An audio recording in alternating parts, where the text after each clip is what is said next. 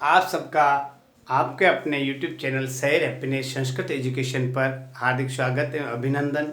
हम आपके लिए कोशिश कर रहे हैं साथियों, आप पढ़िए और अपने परिवार का नाम रोशन कीजिए और अपने जीवन में सफलता अर्जित कीजिए। आज हम ले रहे हैं आपके हिंदी व्याकरण का महत्वपूर्ण टॉपिक, जो हिंदी भाषा को अलंकृत बनाता है, आपके शब्दकोश को बढ़ाता है। वो है भिन्नार्थक शब्द। भिन्नार्थक शब्द क्या होते हैं, इनकी क्या परिभाषा है, इनकी क्या विशेषताएं होती है, इससे क्या रिलेटेड महत्वपूर्ण एग्जाम्पल है, वो हमने हमारे अपने YouTube चैनल सैर हैप्पीनेस संस्कृत एजुकेशन पर पूर्व में पढ़ लिए हैं। तो आज हमारा टॉपिक है यही, इसका पार्ट 2 है। इससे रिलेटेड मैं आपको और आज जो महत्वपूर्ण है, जो आपके पूर्व के एग्जाम में आ चुके हैं, तो हमारा वीडियो आपको विद्यालय स्तर से लेकर के आप जो भी कम्पिटिटिव एग्जाम की तैयारी करते हैं उनसे रिलेटेड भी हमारा वीडियोज़ है। तो आप सभी पढ़ते रहिए और आगे से आगे अपने जो छोटे भाई हैं उनको भी बताते रहिए। अब मैं आपको बताता हूँ एक महत्वपूर्ण अनु और अणु। ये बहुत ही इंपॉर्टेंट है। कई बार अनु यानी क्या होता है और अणु यानी क्या होता है, दिखने में दोनों सेम है, थोड़ा फर्क अनु का होता है पीछे। अणु का मतलब होता है पीछे और एक अणु होता है उसका मतलब होता है कण। इस प्रकार मैं आपको कुछ इम्पोर्टेंट जो महत्वपूर्ण है वो आपको भिन्नार्थक शब्द बता रहा हूँ। मैं थोड़ा बड़ा लिख रहा हूँ ताकि आप भी आराम से लिख सके। तो साथियों, आराम से जिसको नोट्स बनाने हैं वो नोट्स बना के लिख सकते हैं। और अर्चन और अर्जन, देखो, अर्चन और अर्जन दोनों दिखने में लगभग थोड़े से व्याकरण की दृष्टि से थोड़े अलग है। तो अर्चन का मतलब होता है पूजा और अर्जन का मतलब होता है संग्रह करना, अर्जित करना। आए समझे? इस तरीके मैं आपको लिखवा रहा हूं, आप भी लिखने की कोशिश कीजिए। जो महत्वपूर्ण है वो मैं आपको भिन्नार्थक शब्द है वो लिखवा रहा हूं, आप भी लिखिए। देखो, अश्व और अश्व, अश्व और अश्व। इस अश्व को आप जानते हैं, इस अश्व को तो हम क्या कहते हैं, घोड़ा। पहले वाला जो अश्व लिखा है इसको क्या कहते हैं हम, घोड़ा। और जो दूसरा आपके लिए मैंने अश्व लिखा है इसका मतलब होता है पराया। अगला मैं आपको महत्वपूर्ण बता रहा हूं जो आपके लिए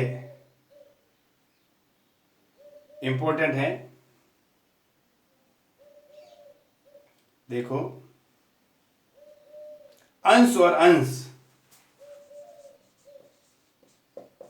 ये अंश और ये अंश। देखो, दिखने में भी आपको स और स का फर्क है और बोलने में दोनों एक ही जैसे हैं।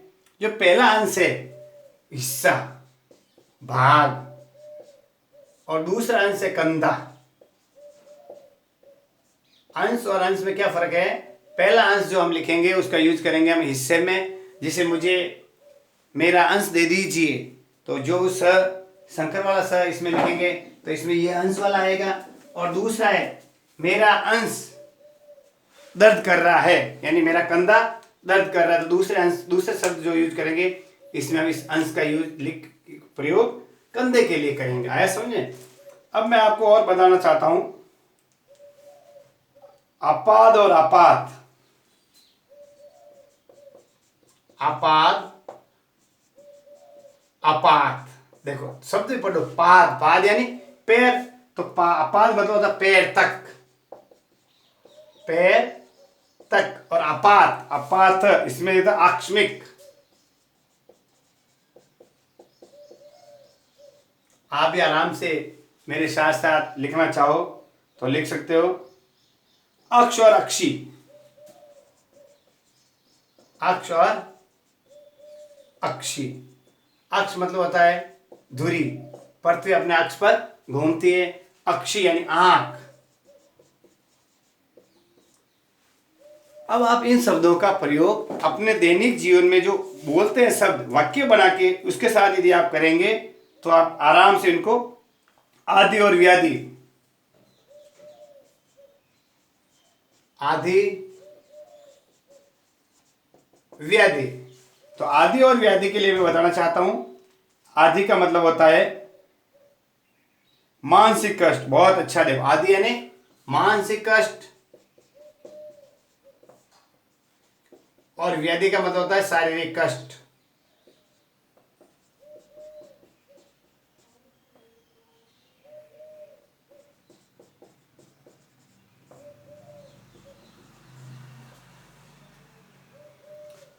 आदि मानसिक कष्ट, व्याधि शारीरिक कष्ट।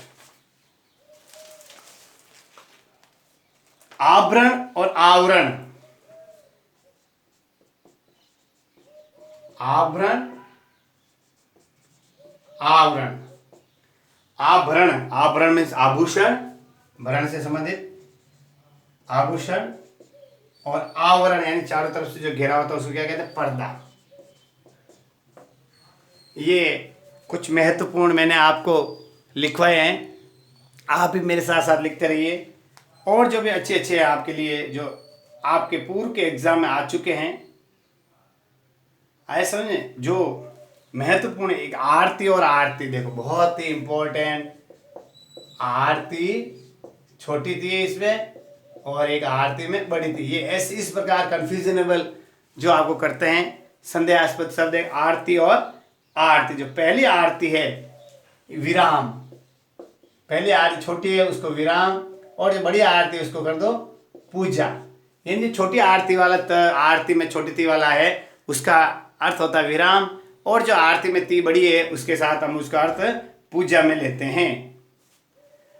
आया समझ में? इस प्रकार वो बहुत ही इंपॉर्टेंट शब्द मैंने आपको बताया है। उत्पल और उत्पल। उत्पल और उत्पल। उत्पल का मतलब होता है कमल। उत्पल किसका पर्यायवाची शब्द है? कमल का। तो उत्पल को तो हम कमल बोलेंगे, और जो उत्पल होते हैं उसको पत्थर या ओले बोल सकते हैं। पत्थर या पत्थर का जो जो गोल पत्थर होता है उसको उत्पल भी बोल सकते हैं। ऐसा समझे? अब आपको बताते हैं अगला, कच और कुच। कच और कुच, इनमें क्या अंतर है? कच का मतलब होता है बाल, और कुछ का मतलब होता है स्तन। ये दो शब्द मैं आपके लिए ले रहा हूं, आप भी आराम से लिखिए और इनको याद कीजिए।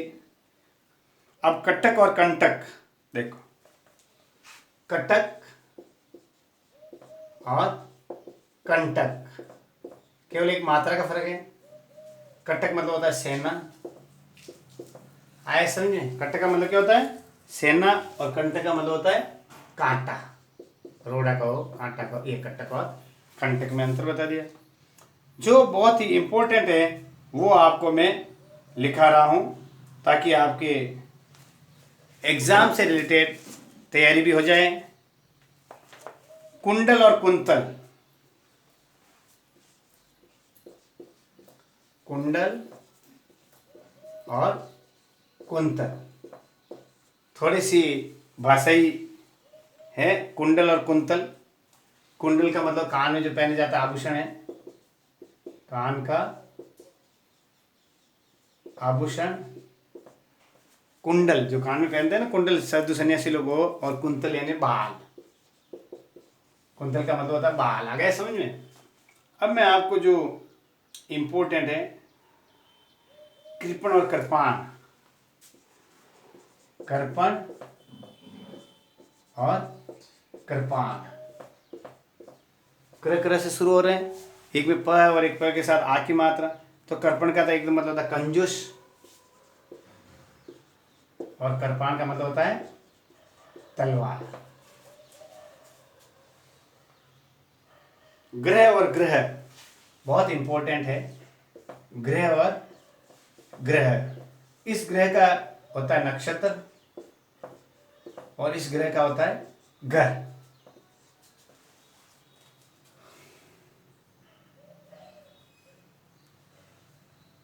अब आपको बता रहा हूं तक्र और तर्क, बहुत इंपॉर्टेंट है। तर्क और तक्र। एक में ररा ऊपर से नीचे, एक में ररा नीचे से आगे से। ऐसे तर्क और तक्र में क्या फर्क है? तर्क का मतलब होता है युक्ति या उपाय,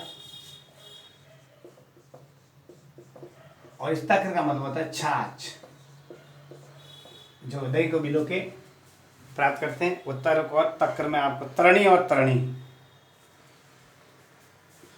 बहुत इंपॉर्टेंट है।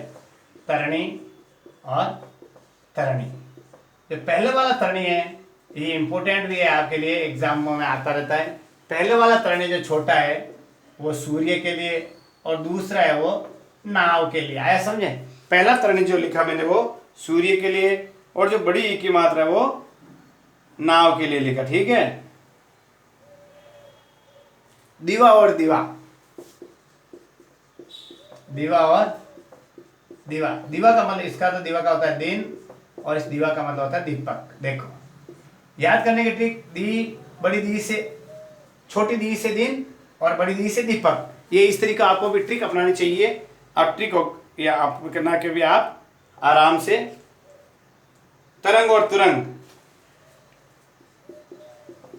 तरंग और तुरंग। तरंग का मतलब होता है लहर या हिलोर, और तुरंग का मतलब होता है घोड़ा। जो जो इम्पोर्टेंट है वो मैं आपको हमारे वीडियोज के माध्यम से लिखवा रहा हूँ। आप भी कोशिश करके इनको लिखते रहिए और याद करते रहिए। ठीक है ना। अब आपको देव और देव,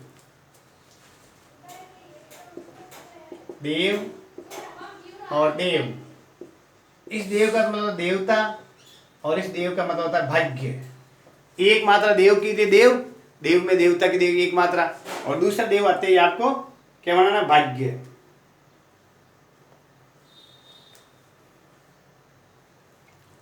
अब आपको बताते हैं परिणत और परिणित। परिणत और परिणित। परिणत का होता है रूपांतर, एक दूसरे से रूप में बदलना, और परिणित होता है विवाहित, परिणीत जोड़ा। मारवाड़ी में केवल जी ने परिणत और परिणित का आपको बता दिया मैंने। परिधान और प्रधान, परिधान यानी वस्त्र, प्रधान यानी मुख्य। परिणाम परिमाण बहुत इंपॉर्टेंट है। परिणाम और परिमाण। परिणाम, इसका क्या परिणाम रहा, इसका क्या रिजल्ट, जिसमें कहते हैं, जिसको हिंदी में हम कहते हैं फल। क्या कहेंगे परिणाम को? फल। और परिमाण का तोल, फल और इसका नाप या माप या तोल। ये मैंने आपको लिखवाए हैं इंपॉर्टेंट, आप आराम से लिख लीजिए। और मैंने आराम से बड़े बड़े लिखने की कोशिश की है। अब कुछ और इम्पोर्टेंट है वो मैं इधर लिखवा रहा हूँ वापस, आपने मेरे साथ साथ लिख लिए होंगे। ये बहुत इम्पोर्टेंट है, आपको बहुत ही अच्छा संग्रह मिल रहा है हमारे अपने यूट्यूब चैनल सैर हैप्पीनेस संस्कृत एजुकेशन पर। अब आप आगे लिखिए, बहुत ही है इम्पोर्टेंट, प्रतीप और प्रदीप। प्रतीप और प्रदीप, एक में त है और एक में द है। तो प्रतीप का तो होता है उल्टा या विपरीत, और प्रदीप का होता है दीपक। आप आराम से लिखिए, थोड़ा बड़ा लिख लेता हूं, विपरीत और दीपक। अब आगे आ रहा है इंपॉर्टेंट, पुष्कर और पुष्कर। पुष्कर और पुष्कर। जो पुष्कर है इसको तो हम तालाब भी कह सकते हैं, पुष्कर राज भी कह सकते हैं, ताल जलाशय भी कह सकते हैं। और इसका पुल क्या होता है? अत्यधिक, बहुत ज्यादा। पायस और पावस बहुत इंपॉर्टेंट। पायस और पावस। पायस, पय, जो पय से बनती है यानी खीर। पायस का तो मतलब होता है खीर, और पावस का मतलब होता है वर्षा ऋतु। आपके लिए मैं आराम से ये लिख करवा रहा हूं, पंख और पंख बहुत इंपॉर्टेंट, पंख और पंख। देखो पंख, पंख और पंख बोलने में क थोड़ा अंतर है। अब इसका पंख है तो पंख क से कर दो कीचड़, और पंख यानी पर, जो पक्षी उड़ता है, इंपॉर्टेंट है आपके लिए। पंख और पंख, पंख और पंख मैंने इंपॉर्टेंट आपको बताया है। उसके बाद में आपके लिए बहुत ही अच्छे अच्छे जो यूजेज भिन्नार्थक शब्द हैं वो मैं आपको बताने की कोशिश। बदन और वदन। देखो बदन, बदन, वदन। बदन का मतलब होता है शरीर और वदन का मतलब होता है मुंह। ये भी आपके लिए इंपॉर्टेंट है, बदन और वदन। बाण, आदत और बाण, तीर। रंग, गरीब, रंग, वर्ण।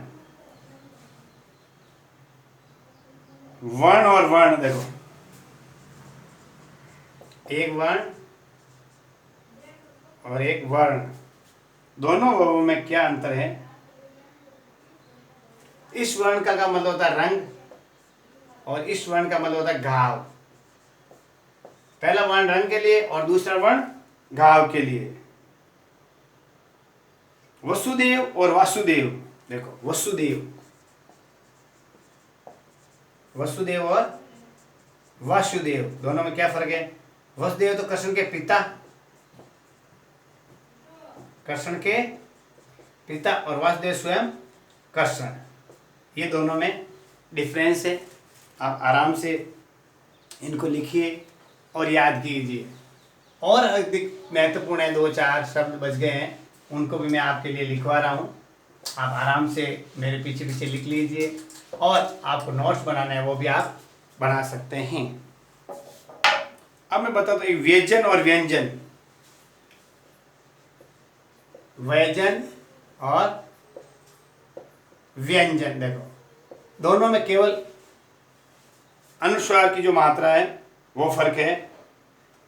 एक व्यंजन में तो पक्का आया, समझे? व्यंजन का मतलब होता है जो पंखा है, और एक व्यंजन का मतलब होता है क्या? भोजन, जिससे हम ग्रहण करते हैं। पकवान भी कह सकते हैं व्यंजन को।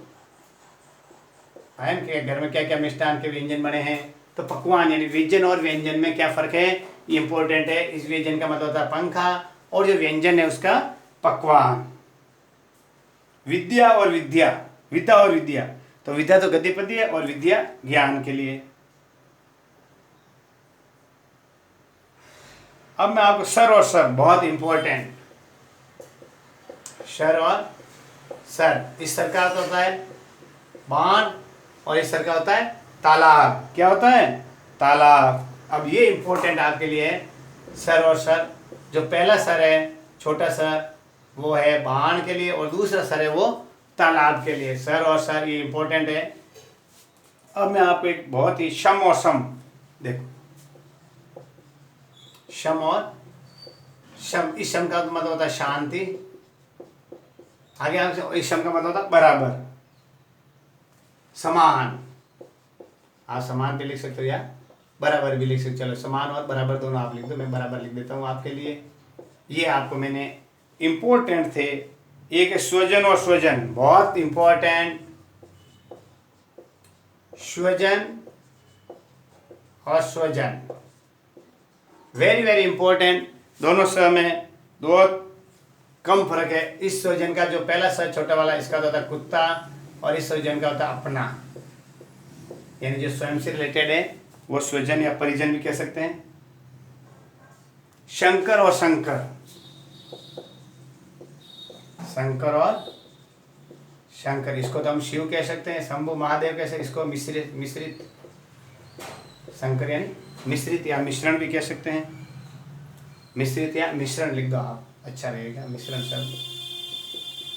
इस प्रकार जो आपके इंपॉर्टेंट है सूर और सूर, सूर और सूर वेरी वेरी इंपॉर्टेंट, जो आपके लिए मैं बता रहा हूं। इस सूर का मतलब होता है वीर, और इस सूर का मतलब सूर्य या अंधा। सूर्य या अंधा, सूरदास का था नाम सूरदास, तो सूर्य या अंधा। इसमें हम एक श्वेत और श्वेत, श्वेत श्वेत, वेरी इंपॉर्टेंट। श्वेत यानी सफेद, श्वेत का होता है सफेद, और इस श्वेत का होगा पसीना। इंपॉर्टेंट शब्द है श्वेत और स्वेद। तो श्वेत का तो हो गया पसीना, और स्वेद का हो गया क्या, श्वेत जो हमने लिखा श्वेत, तो श्वेत के लिए सफेद, और स्वेद द के लिए क्या हो गया, पसीना। एक सूची और सच्ची, बहुत देखो, सूची और सच्ची इंपॉर्टेंट है। सूची और सच्ची, देखो सूची और सच्ची में क्या फर्क है। सूचित का मतलब था पवित्र, और सूची हमने पर्यायवाची शब्द में आपको बताया था, जो हमारे YouTube चैनल शहर हैप्पीनेस संस्कृत एजुकेशन पर अपलोडेड है। सची यानी इंद्राणी, यानी इंद्र की पत्नी। सची का मतलब होता है इंद्राणी या इंद्र की पत्नी। आया समझ में। इस शुल्क और शुक्ल,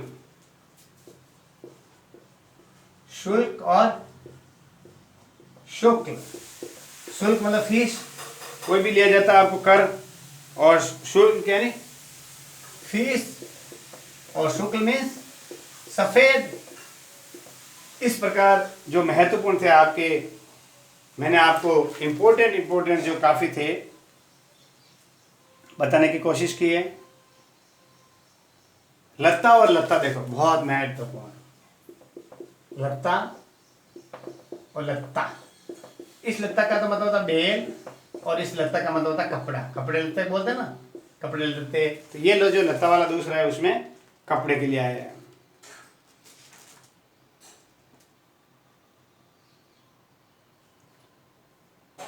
अब क्षिति और क्षति, क्षिति और क्षति। क्षति का तो मतलब होता है पृथ्वी, और क्षति का मतलब हानि या नुकसान। आप भी आराम से मेरे पीछे पीछे जो लिखना चाहते हो वो भी आप लिख सकते हो। सुत और सूत, इंपॉर्टेंट। सुत और सूत इंपॉर्टेंट है। सुत यानी पुत्र, बेटा, तनय, और इस सूत का मतलब होता है धागा भी होता है। और एक इंपॉर्टेंट है सारथी। सूत पुत्र बोला ना, वो तो सुत यानी पुत्र, और सूत यानी धागा या सारथी। सुधा और शुदा, शुदा और क्षुधा। इस शुदा का मतलब होता है अमृत, और इस शुदा का होता है भूख। ये भी आपके लिए इम्पोर्टेंट था। मैंने आपको जो जो महत्वपूर्ण है वो आपको कोशिश की है कि आपको अच्छी तरह से समझाने की, लिखवाने की, कि आप किस तरीके से इन जो शब्द हैं आप कन्फ्यूजन नहीं हो, और अच्छे से अच्छे अपने शब्दकोश को आगे बढ़ा सकते हो। परुष और पुरुष,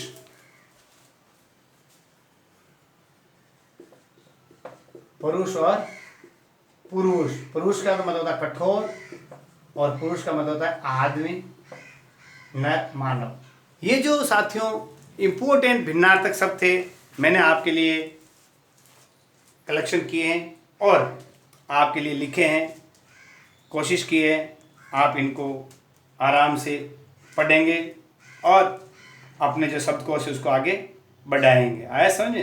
तो हमने अपने YouTube चैनल शहर हैप्पीनेस संस्कृत एजुकेशन पर आपके लिए बहुत सारे वीडियोज़ अपलोड किए हैं। हिंदी भाषा, संस्कृत भाषा और अंग्रेजी भाषा, और जो नया सिलेबस CBSE NCERT का जो नया सिलेबस स्टेट गवर्नमेंट ने लागू किया है, उससे रिलेटेड वीडियोज़ भी हमारे अपने चैनल पर उपलब्ध हैं। आप पढ़िए,